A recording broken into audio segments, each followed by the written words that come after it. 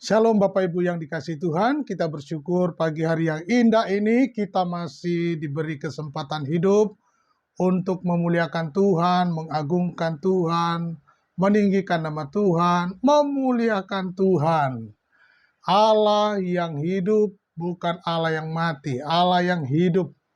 Mari Bapak Ibu Saudara, biarlah kita awali hidup kita di hari yang indah ini dengan menaikkan syukur, menaikkan puji-pujian, dan kita mau membaca, merenungkan firman Tuhan pagi hari ini. Mari kita berdoa. Terima kasih Bapa Surgawi buat hari yang baru, kami sungguh bersyukur atas kesempatan hidup yang Engkau berikan buat kami. Biarlah pagi hari ini dengan kesempatan ini kami mau membaca dan merenungkan firman-Mu, apa yang menjadi kehendak-Mu dalam hidup kami. Dalam nama Tuhan Yesus, kami naikkan permohonan ini. Haleluya. Amin. Nah, Bapak Ibu, kita akan membaca di dalam Ibrani pasal 11. Firman Tuhan berkata, iman adalah dasar dari segala sesuatu yang kita harapkan dan bukti dari segala sesuatu yang tidak kita lihat. Sebab oleh imanlah telah diberikan kesaksian kepada nenek moyang kita. Karena iman kita mengerti bahwa alam semesta telah dijadikan oleh firman Allah, sehingga apa yang kita lihat telah terjadi dari apa yang tidak dapat kita lihat.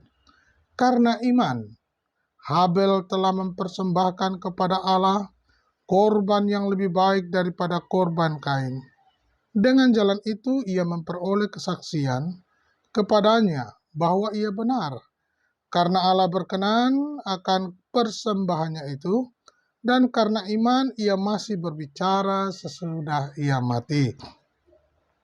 Karena iman, Henokh terangkat supaya ia tidak mengalami kematian dan ia tidak ditemukan. Karena Allah telah mengangkatnya, sebab sebelum ia terangkat ia memperoleh kesaksian bahwa ia berkenan kepada Allah. Tetapi tanpa iman tidak mungkin orang berkenan kepada Allah. Sebab barang siapa berpaling kepada Allah, ia harus percaya bahwa Allah ada, dan bahwa Allah memberi upah kepada orang yang sungguh-sungguh mencari Dia. Karena iman, maka Nuh dengan petunjuk Allah tentang sesuatu yang belum kelihatan, dengan taat mempersiapkan bahtera untuk menyelamatkan keluarganya. Dan karena iman itu ia menghukum dunia, dan ia ditentukan untuk menerima kebenaran sesuai dengan imannya. Karena iman, Abraham taat ketika ia dipanggil untuk berangkat ke negeri yang akan diterimanya, menjadi milik pusakanya. Lalu ia berangkat dengan tidak mengetahui tempat yang ia tujui. Karena iman, ia diam di tanah yang dijanjikan itu, seolah-olah di suatu tanah asing, dan di situ ia tinggal di kemah dengan Ishak dan Yakub, yang turut menjadi ahli waris janji yang satu itu. Sebab ia menanti-nantikan kota yang mempunyai dasar, yang direncanakan dan dibangun oleh Allah. Karena iman, ia juga dan Sarah beroleh kekuatan untuk menurunkan anak cucu, walaupun usianya sudah lewat, karena ia menganggap Dia yang memberikan janji itu setia. Itulah sebabnya, maka dari satu orang, malahan orang yang telah mati pucuk, terpancar keturunan besar seperti bintang di langit dan seperti pasir di tepi laut, yang tidak terhitung banyaknya. Dalam iman mereka semua ini telah mati sebagai orang-orang yang tidak memperoleh apa yang dijanjikan itu, tetapi yang hanya dari jauh melihatnya dan melambai-lambai kepadanya, dan yang mengakui bahwa mereka adalah orang asing dan pendatang di bumi ini.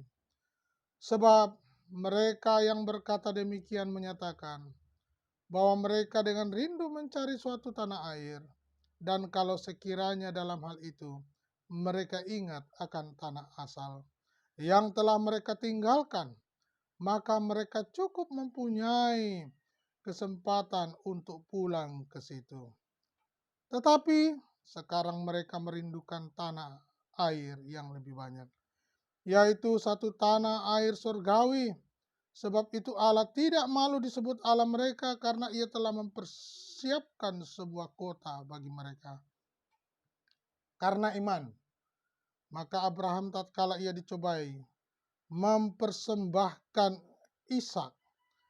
Ia yang telah menerima janji itu, rela mempersembahkan anaknya yang tunggal, walaupun kepadanya telah dikatakan, keturunan yang berasal dari Ishaklah yang akan disebut keturunanmu. Karena ia berpikir bahwa Allah berkuasa membangkitkan orang-orang sekalipun dari antara orang mati. Dan dari sana ia seakan-akan telah menerimanya kembali. Karena iman, maka Ishak sambil memandang jauh ke depan, memberikan berkatnya kepada Yakub dan Esau. Karena iman, maka Yakub ketika hampir waktunya akan mati, memberkati kedua anak Yusuf, lalu menyembah sambil bersandar pada kepala tongkatnya. Karena iman, maka Yusuf menjelang matinya memberitakan tentang keluarnya orang-orang Israel dan memberi pesan tentang tulang belulangnya. Karena iman, maka Musa setelah ia lahir disembunyikan selama 3 bulan oleh orang tuanya, karena mereka melihat bahwa anak itu elok rupanya dan mereka tidak takut akan perintah raja.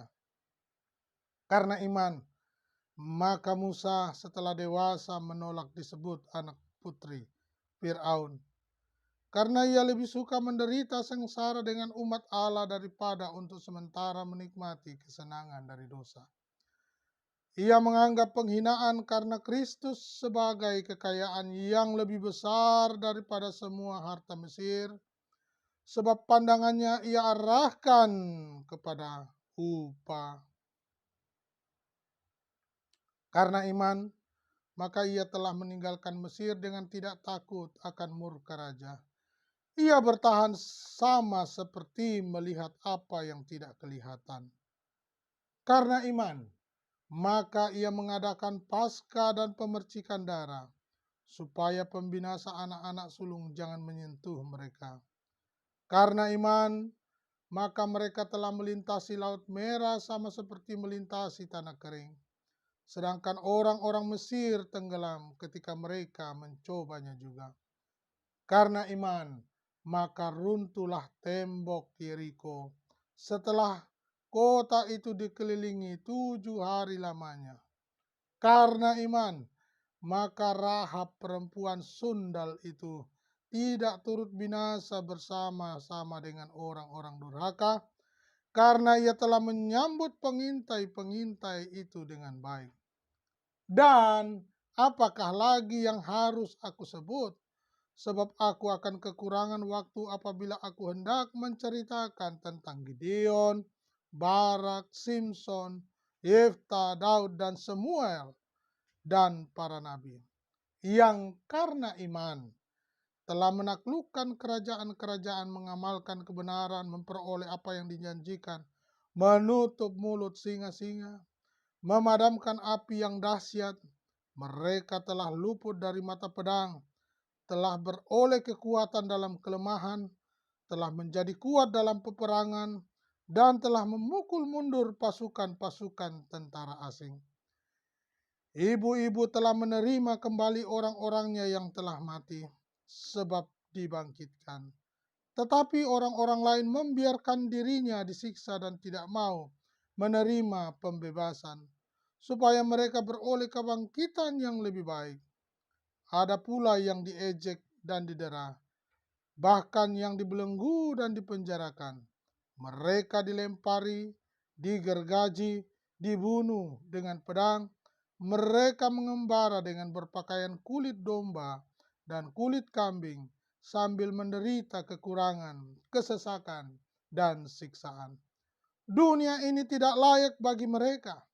Mereka mengembara di padang gurun dan di padang pegunungan, dalam gua-gua dan celah-celah gunung, dan mereka semua tidak memperoleh apa yang dijanjikan itu.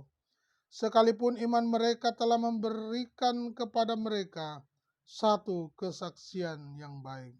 Sebab Allah telah menyediakan sesuatu yang lebih baik bagi kita.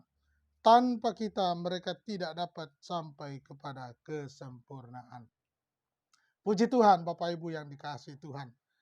Luar biasa pembacaan firman Tuhan kita pagi hari ini berbicara tentang iman. Banyak hal yang disampaikan di sini, bagaimana saksi-saksi iman di dalam kebenaran ini. Dikatakan bahwa iman adalah dasar dari segala sesuatu yang kita harapkan dan bukti dari segala sesuatu yang tidak kita lihat. Sebab oleh imanlah telah diberikan kesaksian kepada nenek moyang kita. Karena iman kita mengerti bahwa alam semesta telah dijadikan oleh firman Allah, sehingga apa yang kita lihat telah terjadi dari apa yang tidak dapat kita lihat. Banyak hal hamba Tuhan mengalami pergumulan hidup. Mulai dari siapa? Coba kita perhatikan. Habel. Karena iman, Habel telah mempersembahkan kepada Allah korban yang lebih baik daripada korban Kain. Dengan jalan itu ia memperoleh kesaksian kepadanya bahwa ia benar. Karena Allah berkenan akan persembahan itu, dan karena iman ia masih berbicara sesudah ia mati. Banyak hal dari hal ini kita tangkap Bapak Ibu. Apa yang menjadi perilaku, apa yang menjadi karakter, apa yang menjadi keputusan dari Habel untuk memberikan korban persembahan. Dan Allah berkata, ia benar. Karena Allah berkenan kepada persembahannya. Apa yang membedakan korban Habel dengan korban Kain? Alkitab mencatat bahwa korban Habel mempersembahkan kepada Allah korban yang lebih baik daripada korban Kain. Lebih baik. Artinya apa? Yang lebih baik dengan tidak baik. Jadi, kalau memberikan korban yang lebih baik, tentu Allah berkenan kepadanya. Bagaimana dengan Henokh? Bagaimana dengan Nuh? Dengan pergumulan hidup mereka. Dan bagaimana dengan kita hari ini? Setiap kita hamba Tuhan mempunyai pergumulan dalam hidup. Apakah pergumulan hidup kita didasari dengan iman yang teguh kepada Allah, sehingga kita berkenan kepada Allah? Apa yang kita lakukan, apa yang kita pikirkan, apa yang kita perbuat, Allah mencatat apakah perkenanan itu nyata dalam hidup kita? Apakah persembahanmu lebih baik, berharga, dan dikenan Tuhan? Biarlah pagi hari ini, melalui pembacaan saksi-saksi iman, kita semakin dikuatkan bahwa milikilah iman yang benar di hadapan Allah. Tuhan Yesus memberkati.